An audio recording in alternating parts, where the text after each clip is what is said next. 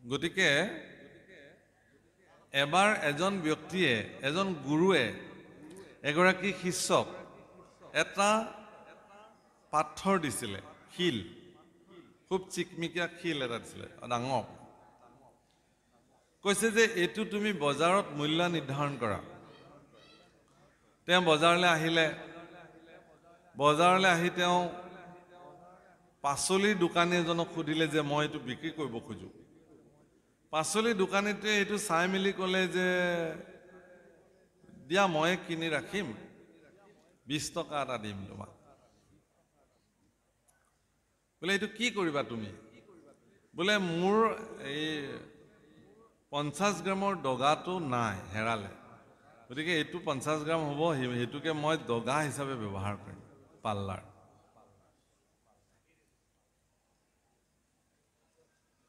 বোলে দিয়ক মই বিক্ৰী নকৰোঁ, গুচি আহিলে। গুৰুক আহি ক'লে যে 20 টকা দিছে পাচলিৰ দোকানীয়ে।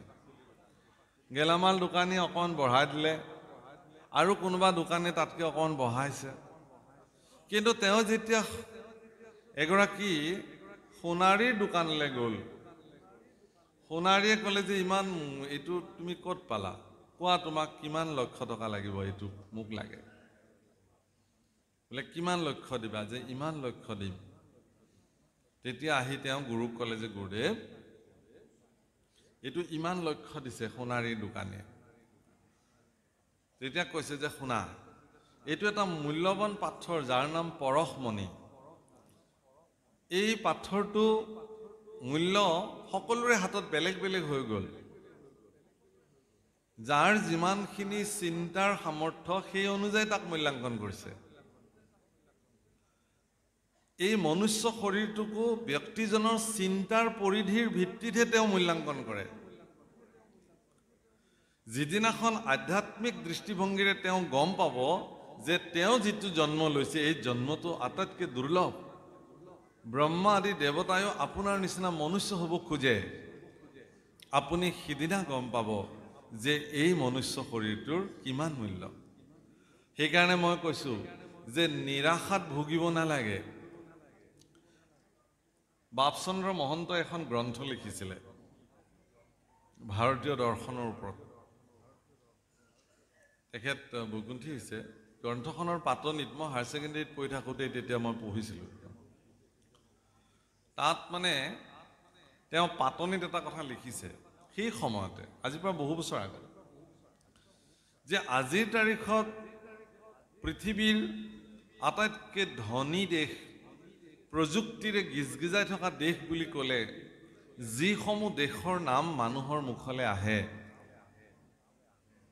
সেই দেশসমূহত কিন্তু আৰু এটা বস্তু সংলগ্ন কৰিব পাৰি। অৰ্থাৎ টকা পইচা প্ৰযুক্তি বিজ্ঞানেৰে গিজগিজাই থকা দেশসমূহৰ পৰিসংখ্যাৰ দৃষ্টিত এটা বিশেষ তথ্য পোহৰলৈ আহিছে যে সেই দেশসমূহত আত্মহত্যা আৰু বিবাহ বিচ্ছেদো বহুত হয়। কিন্তু যিটো পৰিমাণ ভাৰতবৰ্ষত খুব কম, আজিকালি অৱশ্যে ভাৰতবৰ্ষতো এই সংখ্যা বাঢ়িবলৈ লৈছে। আপোনালোকে মন কৰিব যে টকা পইচা বা সকলো টেকন'লজি, সকলো বিজ্ঞান ব্যৱস্থা সকলো থকাৰ পিছতো কিয় তেখেতলোকৰ মনলৈ নিজক আত্মহনন কৰাৰ কথা মনলৈ আহে? কিয় তেওঁলোকে এগৰাকী এগৰাকী মহিলাৰ লগতে সংসাৰ বা এগৰাকী মহিলাই এজন পুৰুষৰ লগতে গোটেই জীৱন সংসাৰ কৰাৰ যিটো মানে দৃঢ় মনোবৃত্তি, সেইটো কিয় ল'ব নোৱাৰে? সেইকাৰণে তেওঁলোকে কাপোৰ সলোৱা দি মানে সম্পৰ্ক সলায়। ভাল লাগিছে আছে, আৰু কেইদিনমান পিছত মানে ইজনে আনজনৰ লগত সলনি কৰে সম্বন্ধ। কিন্তু ভাৰতবৰ্ষত বৈবাহিক সম্বন্ধক 7 জনমৰ সম্বন্ধ বুলি ধৰা হয়। আজি মোৰ পত্নীগৰাকী আজিৰ নহয়, আমি দুয়ো 7 জনমৰ পৰা একেলগে আহিছোঁ, এই বুলি বিশ্বাস কৰা হয়। আৰু আত্মহত্যাৰ বিষয়টো এইটোৱেই যে মনুষ্য জীৱন অত্যন্ত মূল্যৱান, দেৱৰো দুৰ্লভ। সেইকাৰণে মনুষ্য জীৱন ভাৰতবৰ্ষৰ আধ্যাত্মিক পৰম্পৰাত বা শাস্ত্ৰীয় পৰম্পৰাত আত্মহত্যা কৰা লোকসকলৰ কোনো কোনো বিধানেই নাই। তেওঁলোকৰ মুক্তিৰ কাৰণেও পৰিয়াল পৰিজনে একো কৰিব নালাগে, একো নকৰে তেওঁলোকে। এই বিধান আছে। কিয়?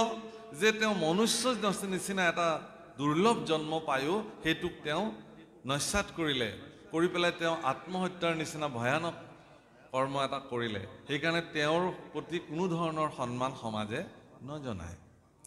এতিয়া কথাটো হ'ল যে এইবোৰ কিয় হৈছে? এইবোৰ হোৱাৰ মূল কাৰণ হ'ল কি, যে আজিকালি মানুহে খুব বিষয় ভোগৰ প্ৰতি তাৰণাটো বাঢ়িছে।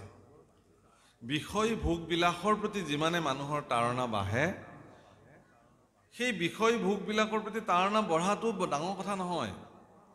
কিন্তু সেই বিষয় ভোগ যেতিয়া তেওঁ ভোগ কৰিব নোৱাৰা হৈ যায়, অথচ তেওঁৰ মন আৰু মানসিকতাত বিষয় ভোগৰ প্ৰতি তীব্ৰ লালসা থাকে, কিন্তু তেওঁ তাক ভোগ কৰিব নোৱাৰে, এই বেদনাটোৱে তেওঁলোকক নিৰাশাত ভোগায়। কিন্তু ভাৰতবৰ্ষৰ ভাৰতীয় যি দৰ্শন আছে, আধ্যাত্মিক দৰ্শন, এই আধ্যাত্মিক দৰ্শনে আপোনাক শিকায় যে বিষয় সুখক আপুনি গৰু, কুকুৰ, শিয়াল বা গাহৰিয়ে যি বিষয় সুখ জীৱনত প্ৰাপ্ত হয়, আপোনাৰ জীৱনতো বিষয় সুখ একেই, ইন্দ্ৰিয়জনিত সুখ। কিন্তু মানুহৰ জীৱনত হৰিৰ চৰণ সেৱা কৰাৰ যি পৰম সুখ, সেই সুখ কিন্তু বেলেগ জন্মত আৰু পাবলৈ নাই। গতিকে যিহেতু এটা দুৰ্লভ্য মনুষ্য জন্ম আপোনালোকৰ জীৱনত প্ৰাপ্ত হৈছে, গতিকে আপোনালোকে হৰি সেৱা নকৰাকৈ কেতিয়াও নাথাকিব।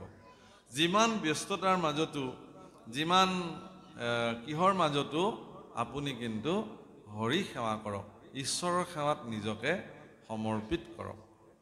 সেই কথাটোকে ক'বলৈ গৈ কৈছে যে তুমি যুগপন্থ প্ৰকাশ ভাস্কৰ, ভাস্কৰ মানে সূৰ্য, নিজৰ পুত্ৰ কপিলক কৈছে যে তুমি আমাৰ নিচিনা অজ্ঞান আন্ধাৰত শুই থকা জীৱসকলৰ তৰণৰ কাৰণে তুমি কি কৰিলা?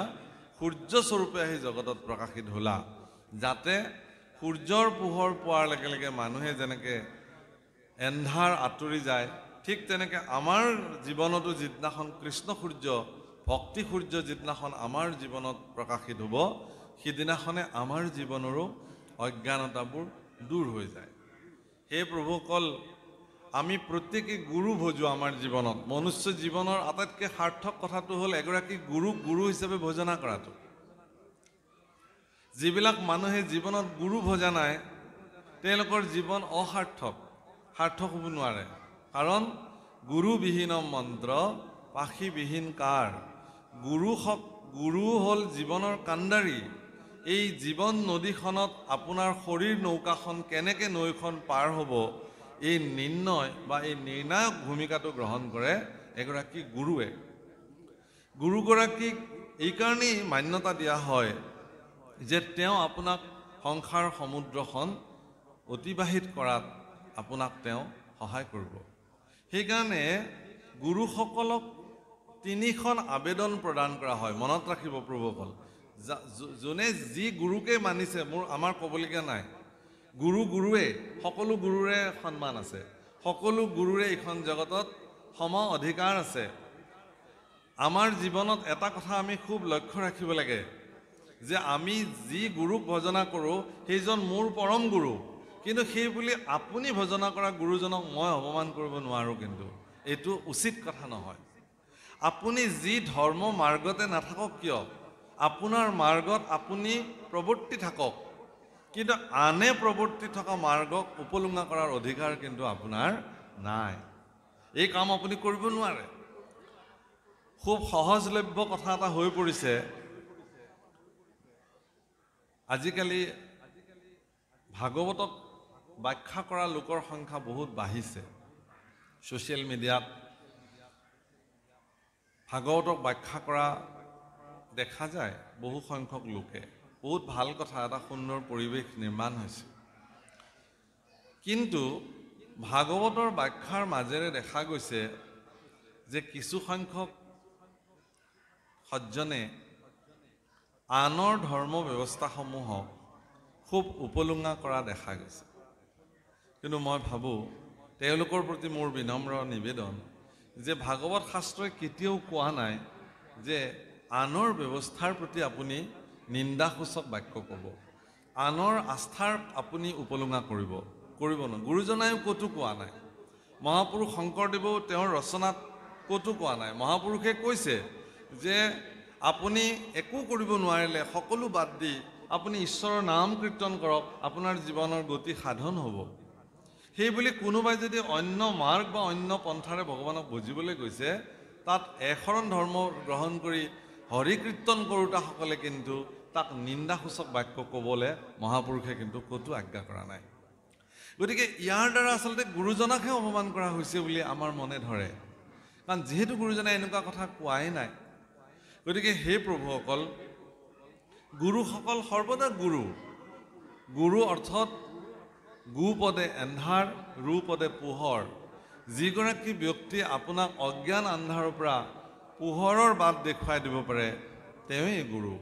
সেইকাৰণে গুৰুসকলৰ প্ৰতি তিনিটা প্ৰাৰ্থনা ভাৰতবৰ্ষত নিবেদন কৰা হয়। প্ৰতিজন, আপুনিও কৰিব লাগিব, ময়ো কৰিব লাগিব। কি বুলি কৈছে সেইকেইটা? ওম असतु মা সদগময়, তমসু মা জ্যোতিৰ্গময়, মৃত্যুৰ মাম অমৃতম গময়, ওম শান্তি শান্তি শান্তি। হে গুৰুদেৱ, মোক অসতৰ পৰা সতলৈ লৈ যোৱা, প্ৰথম প্ৰাৰ্থনা। দ্বিতীয় প্ৰাৰ্থনা কি? মোক এন্ধাৰৰ পৰা, তমসাৰ পৰা জ্যোতিৰ পোহৰলৈ লৈ যোৱা, অৰ্থাৎ এন্ধাৰৰ পৰা মোক পোহৰৰ বাট দেখুৱাই দিয়া, আলোকৰ বাট দেখুৱাই দিয়া। আৰু তৃতীয়টো আবেদন গুৰুৰ প্ৰতি কৰিছে কি যে হে গুৰুদেৱ, তুমি মোক মৃত্যুৰ পৰা অমৃত তত্ত্বলৈ লৈ যোৱা। এতিয়া হৈছে কি যে অসতৰ পৰা সৎ, অসৎ কোন, সৎ কি?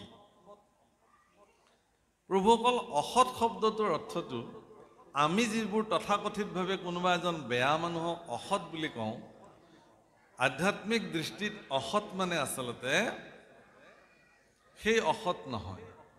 আধ্যাত্মিক দৃষ্টিত অসৎ মানে মিছা, সৎ মানে সঁচা। অৰ্থাৎ ভগৱানৰ স্বৰূপ সৎ। গীতাত বা ভাগৱত শাস্ত্ৰত কি বুলি কৈছে? ভাগৱতৰ আৰম্ভণিতেই কৈছে, সচ্চিদানন্দ ৰূপায় বিশ্বৎপত্যাদি হেতৱে তাপত্ৰয়ো বিনাশায় শ্ৰীকৃষ্ণায় বয়ম নমঃ। কি বুলি কৈছে? সৎ, চিত, আনন্দ। ভগৱানৰ স্বৰূপ তিনিটা, এটা হ'ল সৎ স্বৰূপ, এটা হ'ল চিত স্বৰূপ, এটা হ'ল আনন্দ স্বৰূপ। সৎ মানে সঁচা। হে ভগৱান, মোক মিছাৰ পৰা, হে গুৰুদেৱ, মোক এই মিছা জগতখনৰ পৰা সঁচা জগতখনলৈ লৈ যোৱা, যিজন জগতৰ সঁচা সত্য। মহাপুৰুষ মাধৱদেৱে একদম স্পষ্ট কৰিলে আমাৰ নিজৰ ভাষাৰে, হৰিষে কেৱলে সঁচা মাত্ৰ,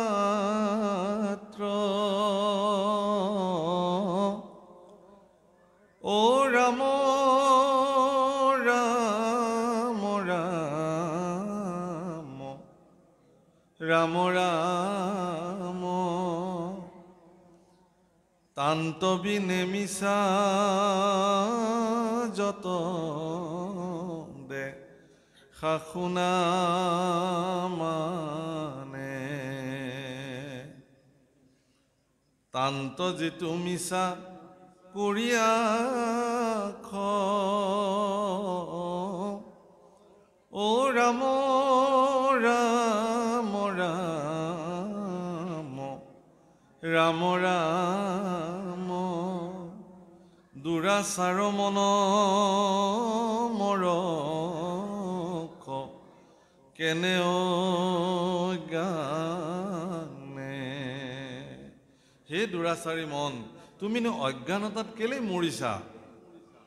হৰি সঁচা, বাকী যিমান আপোনাৰ চকুত দৃষ্টিৰ গোচৰ হৈছে, যিমানখিনি দৃষ্টিৰ গোচৰ আপোনাৰ চকুৰ আগত ঘটিছে, সেইবোৰ সকলো মিছা। এনেকি মোৰ এই শৰীৰটো মিছা। আজি আছে, কাইলৈ নাই। ই চঞ্চল মেঘৰ ছায়া, কচুপাতৰ পানী, জীৱন দুদিনীয়া। এইবুলি কয় নহয় যে এইবোৰ মিছা কথা। সেইকাৰণে আমাৰ গোৱালপৰীয়া ভাষাত মানে ৰাজবংশী ভাষাত প্ৰতিয়া পাণ্ডে বৰুৱাই খুব ধুনীয়াকৈ গাইছে। একবাৰ হৰি বলো মন ৰচনা, মানৱ দেহের গৈরব কৈরনা, মানব দেহা মাটিরর ভাণ্ড, ভাঙিলে হবে খন্দর খন্দ, ভাঙিলে দেহা জোড়া মিলবে না। ওই একবার হরি বলো মন বারে বার, বেলা ডুবিলে হবে অন্ধকার, বেলা ডুবিলে হবে রাত্রি, সঙ্গে নাই তোর সঙ্গের সাথী, সঙ্গের সাথী কেউ তোর হবে না। ওই একবার হরি বলো মন রসনা, মানব দেহের গৈরব কৈর না। রচনা, রচনা মানে জিভা। হে জিভা, তুমি এবাৰ হৰি বোলাচোন। মানৱ দেহাটোৰ ভৰসা নাই, আজি আছে কাইলৈ নাই। ই মাটিৰ ভাণ্ড, ভাঙিলে আকৌ ইয়াক জোৰা দিবলৈ দিগদাৰ। মাটিৰে নিৰ্মাণ কৰা এটি কলহ, সি যেতিয়া ক'ৰবাত ঠেকা খুন্দা খাই পেলাই চূৰ্ণ বিচূৰ্ণ হৈ ভাঙি যায়, তাক আৰু আগৰ লেখীয়াকৈ জোৰা লগোৱাৰ প্ৰয়াস নকৰাই ভাল, কাৰণ কৰিলেও তাৰ একো কামত নিদিয়ে। সি তাক পুনৰ মাটিৰ লগত একদম বিলীন হৈ যাব লাগিব, তাৰপিছতে তাক আকৌ পিছত গঢ় দিব পৰা যায়। কিন্তু আমিবিলাকে কি কৈছে যে একবাৰ হৰি বলো মন বাৰে বাৰ, বেলা ডুবিলে হবে অন্ধকাৰ। বেলা মানে আচলতে জীৱনৰ অস্তাচলী সূৰ্য। মানুহ যেতিয়া জীৱনৰ বিয়লি বেলাত গতি কৰে, আপোনালোকে আচৰিত হ'ব যে তেওঁৰ ধন সম্পত্তি ঐশ্বৰ্য বিভূতি থকাৰ পিছতো অস্তাচলী সূৰ্যলৈ গতি কৰা ব্যক্তিসকলক মানুহে সংগ দিবলৈ এৰে। এনেকি কেতিয়াবা কেতিয়াবা দেখা যায় যে নিজৰ পত্নীয়েও স্বামীক সংগ দিবলৈ এৰিছে, নিজৰ স্বামীয়েও পত্নীক সংগ দিবলৈ এৰিছে, পুত্ৰবিলাকেতো এৰিছে নকওঁৱে, সন্তানবিলাকে এৰিছে। মইতো এই কথা সদায় কৈ আহিছোঁ, আজিও কওঁ। আপোনালোকৰ দৰে শিক্ষিত মানুহসকল মোৰ সন্মুখত আজি বিদ্যমান হৈ আছে যে প্ৰভুসকল,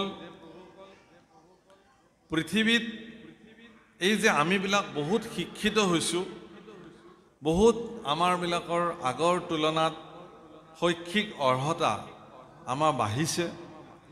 এই আমাৰ জীৱনৰ যিবোৰ শৈক্ষিক অৰ্হতা, এই শৈক্ষিক অৰ্হতাসমূহক ভেঙুচালি কৰিছে এটা বিশেষ বস্তুৱে। কিন্তু সেই বস্তুটোৰ নাম হ'ল বৃদ্ধাশ্ৰম। বৃদ্ধাশ্ৰমবিলাকে আমাৰ শৈক্ষিক অৰ্হতাক ভেঙুচালি দেখুৱাইছে। বৰ বৰ শিক্ষিত মানুহবোৰে নিজৰ পিতৃ মাতৃক নিজে পালন পোষণ কৰিব নোৱাৰি তেওঁলোকে বৃদ্ধাশ্ৰমত এৰি থৈ আহেগৈ। এবাৰ এগৰাকী বৃদ্ধাশ্ৰমত থকা মাতৃক একদম জীৱনৰ অন্তিম সময়ত তেওঁৰ পুত্ৰই এবাৰৰ কাৰণে কোনোমতে সময় উলিয়াই তেওঁক খবৰ ল'বলৈ গ'ল। আৰু পুত্ৰই মাকক সুধিলে, আই মোৰ বেছি সময় থাকিব নোৱাৰিম, মই কেনেবাকৈ অফিচৰ টাইমটো উলিয়াই তোমাৰ অৱস্থাটো বেয়া বুলি শুনি তোমাক এবাৰ চাবলৈ আহিলোঁ, বাৰু কোৱাচোন তোমাক কিবা লাগিব নেকি? যিগৰাকী মাতৃ জীৱনৰ অন্তিম ক্ষণ মানে গণনা কৰি আছে, কোন মুহূৰ্তত তেওঁৰ শৰীৰৰ পৰা প্ৰাণবায়ু ওলাই যাব তাৰ কোনো স্থিতি নাই, সেই মাতৃগৰাকীক পুত্ৰই সুধিছে তোমাক কিবা প্ৰয়োজন আছে নেকি? তেতিয়া মাতৃগৰাকী কি বুলি কৈছে জানে? যে বাবা, মোৰ এই বিচনাখনৰ ওপৰত এখন চিলিং ফেন লগাই থৈ যাবা তুমি, কাৰণ মইতো আৰু বেছিদিন নাথাকোৱে, মইতো আৰু মৰিমেই, কিন্তু মোৰ পিছত এইখন বিচনাত মোৰ নিচিনা কোনোবা দুৰ্ভগীয়া এগৰাকী আহি ইয়াত থাকিব। বৰ গৰম হ'ব পায়, মই গৰমটো সহিবলৈ দিগদাৰ হৈছিলে, মোৰ পিছৰ গৰাকী যিগৰাকী এইখন বিচনাত আহি শুই থাকিব তেওঁ যাতে এই গৰমটো পাব নালাগা নহয়, গতিকে তুমি পাৰিলে এখন চিলিং ফেন এখনৰ ব্যৱস্থা কৰাই দিবা। ইয়াতকৈ আৰু কিবা লাগেনে প্ৰভুসকল? যিগৰাকী মাতৃয়ে আপোনাক 10 মাহ 10 দিন গৰ্ভত ধাৰণ কৰি অনেক কষ্টকে জন্ম দিলে যিগৰাকী মাতৃৰ জীৱনৰ যিখিনি অফুৰন্ত সময় তেওঁ মানে আজিৰ সহজলভ্য ভাষাত ক'বলৈ গ'লে এনজয় কৰাৰ সময় আছিল সেই উপভোগ কৰাৰ সময়খিনিত তোমাক লালন পালন কৰোঁতে তেওঁ সময় কটালে সেইগৰাকী মাতৃৰ জীৱনৰ বিয়লি বেলাত সেইগৰাকী পিতৃৰ জীৱনৰ বিয়লি বেলাত আমি সন্তানবিলাকে যদি এবুকু মৰমেৰে তেওঁলোকক বিদায় দিব নোৱাৰোঁ এইখন সংসাৰৰ পৰা তেতিয়াহ'লে তেনেকুৱা পুত্ৰ হোৱাৰ অৰ্থই বা কি তেনেকুৱা সন্তান হোৱাৰ কাৰণেই বা কি থাকিল বা তেনেকুৱা মাতৃসকলে তেনেকুৱা সন্তান সন্ততিক জন্ম দি পেলাই মাতৃত্বৰ গৌৰৱ অৰ্জন কৰাৰ অৰ্থই বা কি থাকিল এগৰাকী আজিকালি আপোনাৰ চাব আমাৰ এটা পৰম্পৰা আছে যে মাতৃবিলাকে যেতিয়া কোনো সজ্জনৰ ওচৰত আশীৰ্বাদ লয় সজ্জনবিলাকে এটা বিশেষ আশীৰ্বাদ মাতৃবিলাকক প্ৰদান কৰে পুত্ৰৱতী ভৱ এনেকৈ কয় মানে তুমি পুত্ৰৱতী হোৱা পুত্ৰ সন্তানৰ মাতৃ হোৱা মাতৃবিলাকে বিচাৰে এটা পুত্ৰ সন্তান হোৱাটো কিন্তু মনত ৰাখিব আকৌ যে এক বৃক্ষ 10 পুত্ৰ সম আকৌ এক কন্যা 100 পুত্ৰ সম এগৰাকী ছোৱালী 100টা পুত্ৰৰ সম বুলি কৈছে যাৰ ঘৰত ছোৱালী জন্ম হৈছে প্ৰাৰম্ভণিতে তেওঁলোক বৰ ভাগ্যৱান কাৰণ তেওঁলোকৰ ঘৰত এগৰাকী লক্ষ্মী আহি পেলাই প্ৰথম সংসাৰত প্ৰৱেশ কৰিছে গতিকে এই সন্তান সন্ততিবিলাকক আমিবিলাকে সেই শিক্ষাৰে আচলতে শিক্ষিত কৰিব নোৱাৰিলে আমাৰ জীৱনৰ মাতৃত্ব গৌৰৱ কৰাৰো কোনো প্ৰয়োজন নাই মই এটা সুন্দৰ আপোনালোকক কাহিনী কওঁ সেইটো ৰামায়ণ মহাকাব্যৰ পৰা অনা হৈছে যিদিনাখন প্ৰভু ৰামচন্দ্ৰক মানে বনবাস দিয়া হৈছিলে ৰাতি ঘোষণা কৰিলে দশৰথে যে ৰাম 14 বছৰৰ কাৰণে বনবাসলৈ যাব লাগে আপোনালোকে সবেই জানে যে মাতৃ কইকেয়ীৰ নিৰ্দেশত মহাৰাজ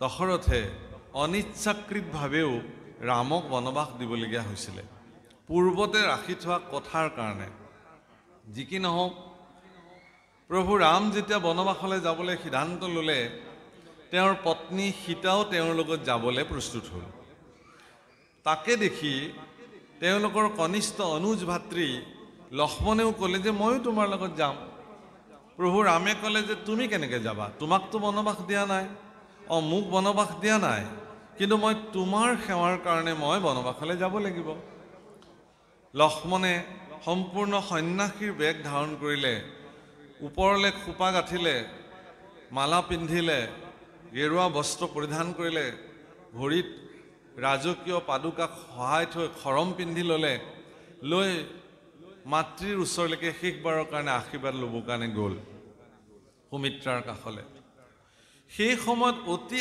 আনন্দেৰে তেতিয়া পুৱতি নিশা হ'বলৈ হৈছে সুমিত্ৰা আয়ে নিজ হাতে মাহ হালধি মানে পিচি আছিলে কিহৰ কাৰণে ৰাতিপুৱালৈ 4জন ৰাজকুমাৰক ৰাজ অভিষেক কৰা হ'ব ৰাম যুৱৰাজ হ'ব আৰু বাকী কেইজন সহযোগী যুৱৰাজ হিচাপে ৰাজ্য চলাব গতিকে সুবাহু বিশাল শৰীৰ 4জন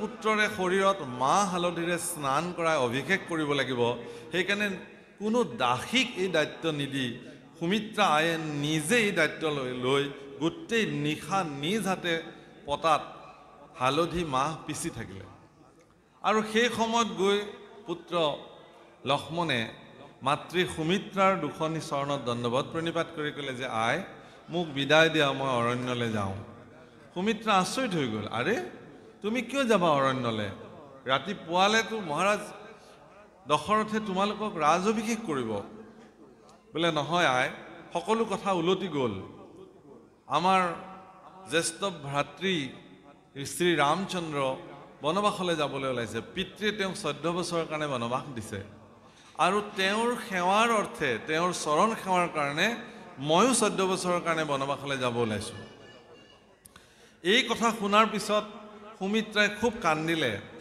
আই সুমিত্ৰাই কান্দিলে যদিও খুব গৰ্বেৰে এটি বিশেষ কথা ক'লে কিন্তু এই কথাষাৰ ক'বৰ কাৰণে মই কথাখিনি কৈছিলোঁ সুমিত্ৰাই লক্ষ্মণক ক'লে যে হে বাছা, তোমাক যিদিনাখন মই জন্ম দিছিলোঁ মানুহে মোক পুত্ৰৱতী হোৱা বুলি কৈছিলে। দৰাচলতে মই পুত্ৰৱতী আজিহে হ'লোঁ। কিহৰ কাৰণে?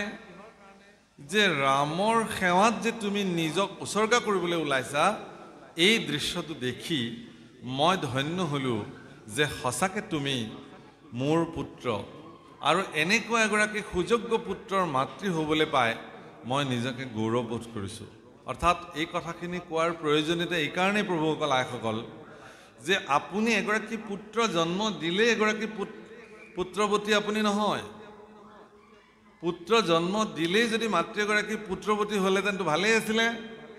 আপোনাৰ পুত্ৰই যিদিনাখন সমাজত দহৰ কল্যাণৰ কাৰণে কৰ্ম কৰিব, জগতৰ কল্যাণৰ কাৰণে চিন্তা কৰি পিতৃ মাতৃক ঈশ্বৰতুল্য জ্ঞান কৰিব, সিদিনাখন আপুনি গম পাব যে আপোনাৰ পুত্ৰ সঁচাকৈ সৎ, আৰু আপুনি এগৰাকী সৎ পুত্ৰৰ মাতৃ হ'ল।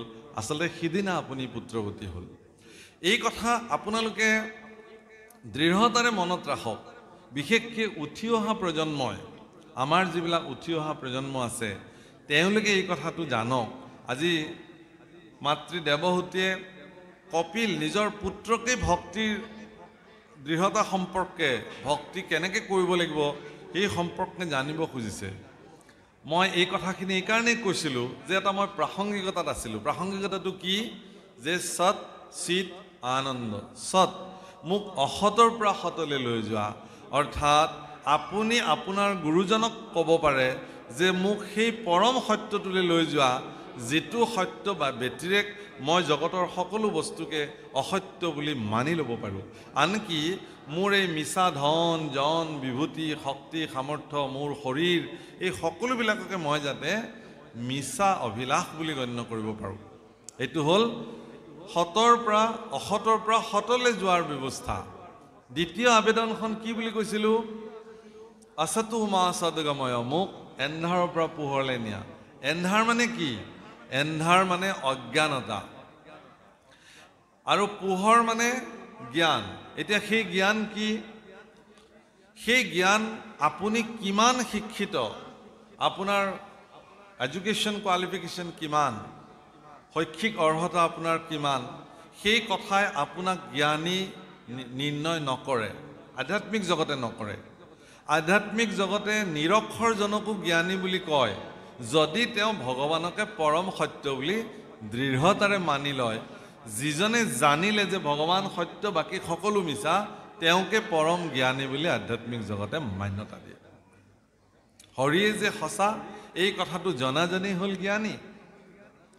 আৰু তৃতীয়টো কৈছিলে কি? যে মৃত্যুৰ মাম অমৃতম গময়, মোক মৃত্যুৰ পৰা অমৃত তত্ত্বলৈ লৈ যোৱা। এতিয়া অমৃত তত্ত্ব কি? আপোনালোকে এটি শ্লোক শুনে, আমাৰ মহামৃত্যুঞ্জয় মন্ত্ৰ বুলি কয়, চবে গায়ো থাকে। কৰ্পূৰ গৌৰম কৰুণাৱতাৰম, এনে গায়। আকৌ কি বুলি গায়? যে ত্ৰয়ম্বকম যজামহে সুগন্ধিত পুষ্টিবৰ্ধনম উৰ্বাৰকমেব বন্ধনম মৃত্যুৰ মোক্ষ অমৃতাৎ। অৰ্থাৎ এই যিটো মহামৃত্যুঞ্জয় মন্ত্ৰ, বহুতে প্ৰশ্ন কৰে যে এই মহামৃত্যুঞ্জয় মন্ত্ৰটো মাতিলে মানুহ কি মৃত্যুক জয় কৰিব পাৰে জানো? এৰা, মানুহে মৃত্যুক জয় কৰিব পাৰে। এই মন্ত্ৰটো শিৱক প্ৰাৰ্থনা কৰা হয়। কেনেকৈ? যে শিৱৰ ত্ৰিনয়ন আছে। এই ত্ৰিনয়ন শব্দটোৱে আচলতে ত্ৰিকালজ্ঞ বুজায়, ভূত, বৰ্তমান আৰু ভৱিষ্যত। যিজন ব্যক্তিয়ে ভূত জানে, বৰ্তমান জানে আৰু ভৱিষ্যত দেখে, তেওঁ ত্ৰিকালজ্ঞ। অৰ্থাৎ আপুনিও ত্ৰিকালজ্ঞ হ'ব পাৰিব। আপোনাৰো জ্ঞান অঞ্জন যদি গুৰুৰ কৃপাত মুকলি হৈ যায়, তেতিয়াহ'লে আপুনিও ত্ৰিনয়ন হৈ যাব। যিদিনাখন আপোনাৰ জ্ঞান অঞ্জন মুকলি হৈ যাব, সিদিনাখন আপুনি পৃথিৱীৰ যি আপোনাৰ শৰীৰত সুগন্ধিত পুষ্টিবৰ্ধনম, আপোনাৰ শৰীৰত পুষ্টি হ'ব। সুগন্ধিত শব্দৰ অৰ্থটো হ'ল কি? মনৰ যিটো দৃঢ়তা, আপোনাৰ ভিতৰত ভগৱানৰ প্ৰতি থকা যিটো আস্থা, সেইটো আপোনাৰ জীৱনত দৃঢ় হৈ যাব। সুগন্ধিত পুষ্টিবৰ্ধনম। আৰু আপুনি সিদিনাখন মৃত্যুক জয় কৰিব পৰাৰ সামৰ্থ্য হৈ যাব। আপুনি জানিব যে মোৰ মৃত্যু নহয়, মোৰ শৰীৰটোৰহে মৃত্যু হ'ব। বুজিলে না কথাটো? যে মোৰ মৃত্যু নহয়, মোৰ শৰীৰটোৰ মৃত্যু হ'ব। শৰীৰৰ মৃত্যু হয়, জনম মৰণ ইটো শৰীৰৰে ধৰ্ম। শৰীৰটোৰ সেইবিলাক ধৰ্ম। শৰীৰৰ পৰাই শৰীৰ উৎপন্ন হয় আৰু এদিন এই পৃথিৱীত বিলীন হৈ যায়। কিন্তু এই শৰীৰটোক চৈতন্য কৰি ৰখা যিটো আত্মা, ইয়াৰ কিন্তু মৃত্যু নাই। ই অজ, অৰ্থাৎ যাৰ জন্মও নাই, মৃত্যুও নাই। গতিকে অজ ব্ৰহ্ম, সেই অজ ব্ৰহ্মক আপুনি যিদিনাখন চিনিব, আপোনাৰ ভিতৰত থকা আত্মাক যিদিনাখন আপুনি তত্ত্ব দৰ্শনেৰে দেখিব, সেইদিনাখন আপুনি মৃত্যুক জয় কৰিব পাৰিব। সেইকাৰণে কৈছে অমৃতম গময়, মৃত্যুৰ মাম অমৃতম গময়, মোক মৃত্যুৰ পৰা অমৃত তত্ত্বলৈকে লৈ যোৱা। আৰু তাত কৈছে, সেইকাৰণে ইয়াত মাতৃয়ে সেই তত্ত্বটো জানিবৰ কাৰণে পুত্ৰ কপিলক কৈছে যে তুমি মোক বিস্তৃতভাৱে কোৱা এই কথাটো, মই জানিব খুজিছোঁ। কিয়? যে অজ্ঞান আন্ধাৰৰ মাজত আমি যিহেতু শয়ন কৰি আছোঁ, শ্ৰান্ত হোৱা জীৱ জগতৰ এই জগতখনত যিহেতু আমি শ্ৰান্ত হৈ আছোঁ, তুমি এই শ্ৰান্ত জীৱবিলাকক, অজ্ঞানী জীৱবিলাকক তুমি জ্ঞান প্ৰদান কৰিবৰ কাৰণে যিহেতু আহিছা জগতলৈ, গতিকে তুমি কৃপা কৰা। ৰাম মৈত্ৰী অবলন্ত এহি, আৰ এতেকে জানিলো মই, ওইবাৰ সমস্ত লোক উদ্ধাৰ কৰিবা কৃপাময়।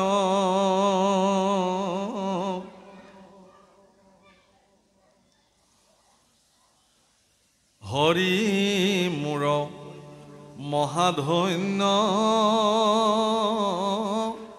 আছে অসংখ্যাত পুণ্য, হেন প্ৰভু ভৈলা হাত নয়। এগৰাকী ধন্য মাতৃয়ে এই বুলি কয় যে মোৰ জীৱন ধন্য, মই তোমাৰ নিচিনা পুত্ৰক মই জন্ম দিব পাৰিলোঁ। আৰু আমাৰ যদি মাতৃয়ে ক'ব লগা হয় যে আমাৰ জীৱন শেষ হৈ গ'ল, আমি তোৰ নিচিনা ল'ৰা এটা জন্ম দিলোঁ, আমাৰ জীৱন বৰবাদ হৈ গ'ল, আমি তোৰ নিচিনা ছোৱালী এজনী জন্ম দিলোঁ, তেতিয়াহ'লে পিতৃ মাতৃৰ জীৱনৰ থাকিল কি? পিতৃ মাতৃয়ে গৌৰৱ কৰিব পাৰিব লাগে যে তোমাৰ নিচিনা সন্তান আমিবিলাকে জন্ম দিলোঁ, ভগৱানে আমাক কৃপা কৰিছে। যিটো গৰ্ব আজি দেৱহূতিয়ে কৰিছে যে মোৰ জীৱন ধন্য হ'ল, তোমাৰ নিচিনা পুত্ৰক মই জন্ম দিব পাৰিলোঁ। হে ৰাম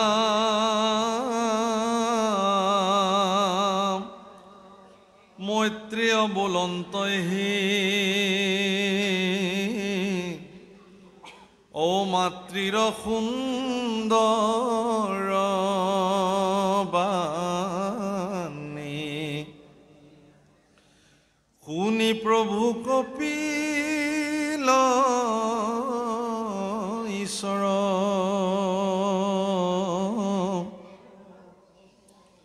কৃপায়ে পীড়িত হুয়া, ও মাতিলন্ত প্ৰশংসিয়া, কুশলক চিন্তি আলু কৰ। প্ৰভুসকল পীড়িত শব্দটো ব্যৱহাৰ কৰিছে। পীড়িত বুলি ক'লে আমি যিবিলাক যন্ত্ৰণাত আছে তেওঁলোকক পীড়িত বুলি কওঁ। বান পীড়িত লোক, অভাৱত পীড়িত লোক, আমি যাক তেনেকৈ কওঁ। কিন্তু ইয়াত শব্দ ব্যৱহাৰ কৰিছে কৃপায়ে পীড়িত হোৱা। মাতৃৰ পুত্ৰৰ প্ৰতি থকা যি কৃপা আৰু পুত্ৰৰো মাতৃৰ প্ৰতি যি কৃপা, এই দুটা পৰিপূৰকভাৱে লগ হৈ তেওঁলোকে কি কৰিছে? কৃপাই তেওঁলোকক পীড়িছে দুয়োজনকে। প্ৰভুসকল যেতিয়া অত্যন্ত ভাল পোৱা মানুহ এজন লগ পোৱা যায়, যাক মই হৃদয়েৰে ভাল পাওঁ, যাক মই অন্তঃকৰণে বিচাৰি থাকোঁ, সেই ব্যক্তিজনক লগ পাবৰ কাৰণে যিটো হেঁপাহ, এইটো কৃপাৰ পীড়িত বুলি কয়। এবাৰ তেওঁক লগ পোৱাহেঁতেন, এবাৰ ওচৰৰ পৰা চুই চাব পৰাহেঁতেন, এবাৰ আলিংগন কৰিব পৰাহেঁতেন, এবাৰ যদি তেওঁক মই স্পৰ্শ কৰি চাব পাৰিলোহেঁতেন, এইটো কৃপাৰ পীড়িত বুলি কয়। ইয়াত কোনো বিষয় গোন্ধ নাই প্ৰভুসকল, মনত ৰাখিব। ইয়াত বিষয় গোন্ধ থাকিবই নোৱাৰে, যিটো গোপীসকলৰ মনত সৃষ্টি হৈছিল যে হে জগদীশ্বৰ, হে কৃষ্ণ, তুমি এবাৰ আমাক চুম্বন কৰা, তোমাৰ অধৰামৃত আমাৰ পাণ কৰিবলৈ মন গৈছে। আৰু কৃষ্ণৰ সেই গোপীসকলৰ প্ৰতি কেনেকুৱা কৃপাৰ পীড়ন আছিল জানে? যেতিয়া তেওঁ মথুৰালৈ গুচি গ'ল, তেওঁ অকলশৰে এটা কোঠালিৰ ভিতৰত উদ্ধৱক বহুৱাই লৈছে, লৈ চটফটাই আছে। উদ্ধৱে বোলে কি হৈছে প্ৰভু? বোলে এনেকুৱা কথা এটা হৈছে, এতিয়া মোৰ ক'বলৈও তোমাক লাজ লাগিছে। ভগৱানৰ মুখৰ বাণী আপোনালোকে 10ম স্কন্ধ পঢ়ক, যে মোৰ ক'বলৈ লাজ লাগিছে হে উদ্ধৱ। বোলে কি? বোলে সেই যে মই মানে ব্ৰজৰ যে নাৰীসকলক যে মই এৰি থৈ আহিলোঁ ৰাতিয়ে, এতিয়া মোৰ বুকুখনেতো খুন্দা মাৰি মাৰি ধৰিছে, মই তেওঁলোকক চাবলৈ মন গৈ আছে। তেওঁলোকক এবাৰ তেওঁলোকৰ অৱস্থা বা কি হৈ গৈছে মোক নেদেখি। তেওঁলোকেতো ৰাতিপুৱাৰ পৰা মোক চাবলৈ লৈ থাকে শাৰী পাতি পদূলি পদূলি। এতিয়া তেওঁলোকৰ বা কি অৱস্থা হৈছে মোক নেদেখি। হে উদ্ধৱ, মই এতিয়া এই কথাটো বেলেগক ক'লে মানুহে ক'ব কি যে পৰৰ নাৰীৰ কি অৱস্থা হৈছে, তোমাৰনো এইবোৰ জানিবলৈ কি আছে? কি দৰকাৰটো পৰিছে? গৰজ, মই গৰজ শব্দটো কৈছোঁ। গৰজ শব্দটোৰ ব্যৱহাৰ আজিকালি খুব কম হয়। এইবোৰ আমাৰ বৰ ভাল লগা শব্দ। এনে কি গৰজ পৰিছে যে কাৰোবাৰ ঘৈণীয়েকে কান্দি আছে, ভাত খোৱা নাই, তোমাৰনো এনে কি গৰজ পৰিছে? হে উদ্ধৱ, তেওঁলোক মোৰ প্ৰাণ, তেওঁলোক মোৰ জীৱন, তেওঁলোক মোৰ সকলো, তেওঁলোক মোৰ সমৰ্পিত ভক্ত। গতিকে তেওঁলোকৰ কাৰণে মোৰ মন হাহাকাৰ কৰিছে। উদ্ধৱ লহু গোকুলেলাই আৰে হামুবিনে গোপী ৰতিলেকে যুগ যায়। ইমান কৃপাৰ পীড়ন যে তেওঁ গম পাই গ'ল যে মোৰ অবিহনে তেওঁলোকৰ এক তিল সমান সময়, এটা যুগৰ সময় অতিবাহিত কৰিছে। হে প্ৰভুসকল, আপোনালোকৰ হৃদয়ত ভগৱানৰ প্ৰতি ইমান তাৰণা আছেনে কাৰোবাৰ? ৰাতিপুৱা গুৰুসেৱা কৰিব লাগে, সেইটো বহুতৰ কাৰণে লেঠা, বা মই লেঠাটো মাৰি আহোঁ, আপুনি বহক। কি লেঠা মাৰিব যায় কওকচোন? গুৰুসেৱা কৰিবলৈ যায়, সেইটো তেওঁৰ জীৱনত লেঠা। মই বোলো অ' ভগৱান, আপোনাকনো এইডাল লেঠা কোনে লগালে? বোলে নক'ব আৰু মানে বুজিছে, এই গোসাঁইশ্বৰ আহিছিলে, ইও লয় সিও লয়, ময়ো শৰণভাগ ল'লোঁ, লৈ এতিয়া মহা লেঠাত পৰিছোঁ নহয়। এতিয়া ৰাতিপুৱাও বোলে গুৰুসেৱা কৰিব লাগে, সন্ধিয়াও গুৰুসেৱা কৰিব লাগে, দেই মহা লেঠাত পৰিছোঁ, মোৰহে এইফালে সময় নাই। বোলে কি কৰে তেতিয়াহ'লে? এনেই যাওঁ আৰু যায় আৰু হেৰি কৰি ভগৱানক কৈ থৈ আহোঁ আৰু কথাখিনি, যে প্ৰভু জানেই নহয় আৰু উপায় নাই।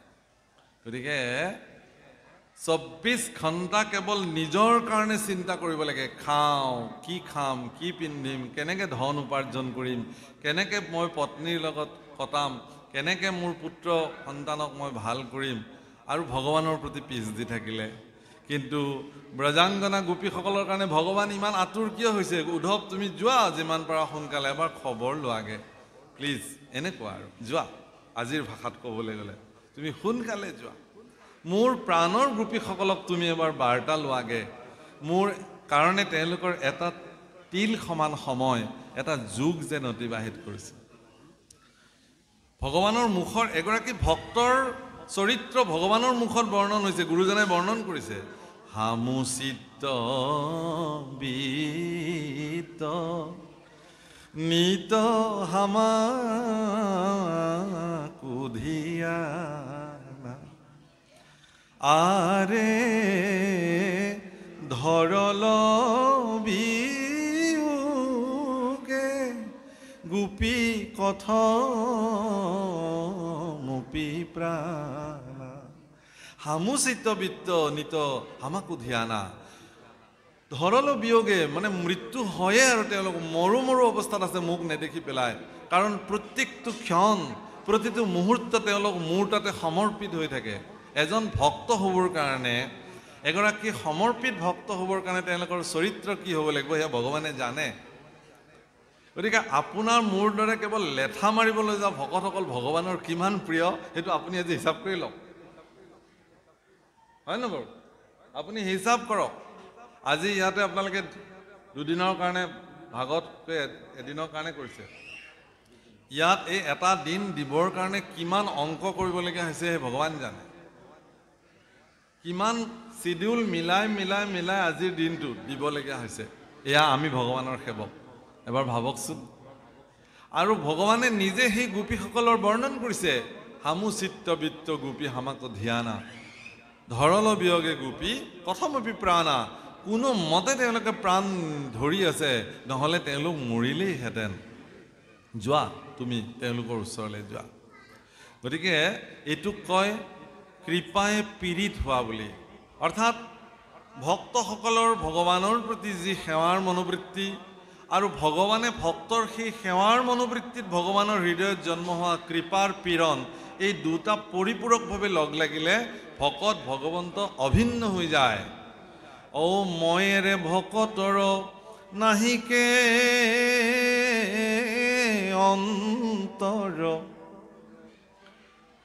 ও মোৰ সংগয়েৰে সংগ সন্ততি সন্তৰ। ভকতক এৰা মানে মোকে এৰা বুজালে।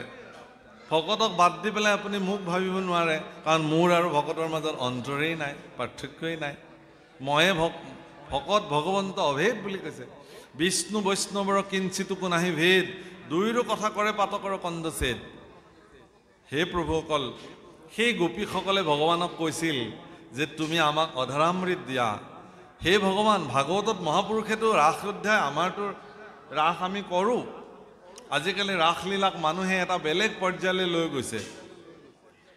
অকণমান ক'বলৈ বেয়া হৈছে, যেন এইটো এটা কিবা সস্তীয়া প্ৰেম প্ৰীতিৰ এটা বিষয়, তাকে আমি মঞ্চায়ন কৰিবলৈ গৈ আছোঁ দিনক।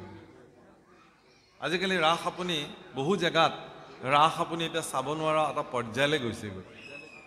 ৰাস তেনেকুৱা বস্তু নহয় প্ৰভুসকল। ভগৱানক ভক্তি কৰাৰ আটাইতকৈ চূড়ান্ত পৰ্যায়ৰ যিটো ভক্তিৰ ব্যৱস্থা, সেয়া ৰাস। ভাগৱতত কৈছে ৰসৈবচ ৰাস ইতি, অৰ্থাৎ তেওঁৱেই ৰস। অৰ্থাৎ সেই ৰস, ভগৱানেই ৰস।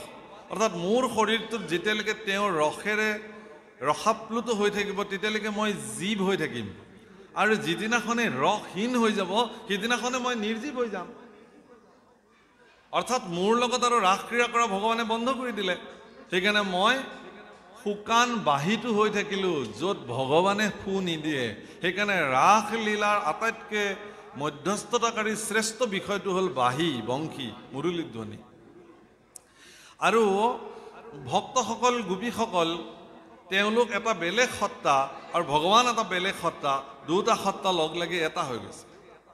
আৰু সেইটো যেতিয়া এক হৈ গৈছে, তেতিয়া এই ৰসক আকাৰ প্ৰদান কৰা হ'ল। সেইকাৰণে ই ৰাস হৈ গ'ল।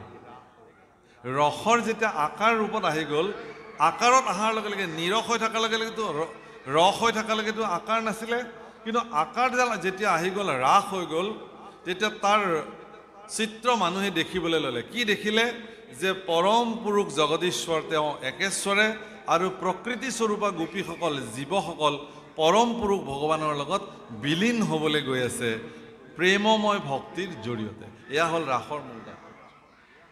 এয়াহে ৰাসৰ তাৎপৰ্য। প্ৰভু ভুল নকৰিব কেতিয়াও। সস্তীয়া প্ৰেমৰ মাদকতা ৰাসত আপুনি বিচাৰিব নোৱাৰিব। সেইকাৰণে কৈছে কামজয় নামে এইটো কেশৱৰ কেলি। যিজনে কামনাক জয় কৰিব পাৰে, সেই কামনাক জয় কৰিব হ'লে তেওঁ ৰাস অধ্যয়ন কৰিব লাগিব। আৰু কৈছে যে যাৰ বিষয়ৰ প্ৰতি চূড়ান্ত মতি, তেওঁলোকে ৰাসক শৃংগাৰ ৰসেৰে দেখিব।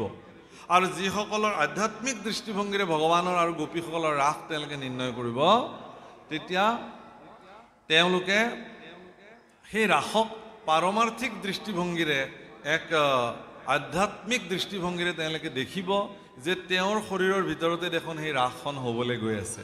কাৰণ আমাৰ এই দৌল উৎসৱ হৈ গ'ল, আমাৰ বৰপেটাৰ ফালে খুব ধুনীয়াকৈ গায়, প্ৰকৃতি পুৰুষ দুইৰো নিয়ন্তা মাধৱ হে প্ৰকৃতি পুৰুষ সমস্তৰে আত্মা হৰি পৰম বান্ধৱ সমস্তৰে আত্মা হৰি পৰম বান্ধৱ হে প্ৰকৃতি পুৰুষ দুইৰো নিয়ন্তা মাধৱ হে প্ৰকৃতি পুৰুষ নাৰায়ণ হৰি ৰাম গোপাল গোবিন্দ ভজু তোমাৰ দুয়ো পদয় অৰবিন্দ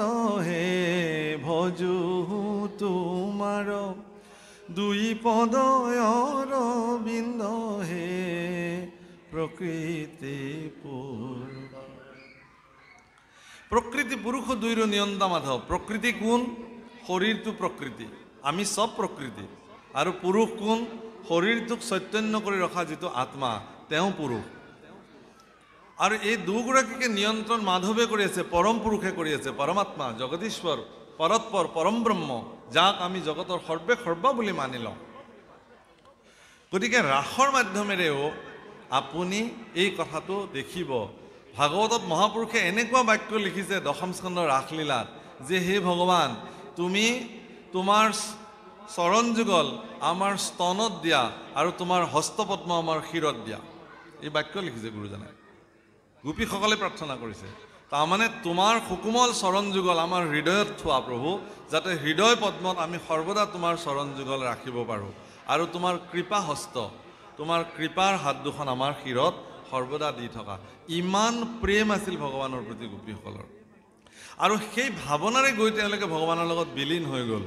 আচৰিত কথা কি জানে?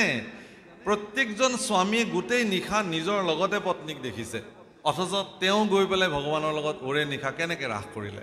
ইয়াৰ তাৎপৰ্য তেওঁলোকেতো গোটেই ঘৰতে দেখিলে, পত্নীসকলতো তালৈ যোৱা নাই।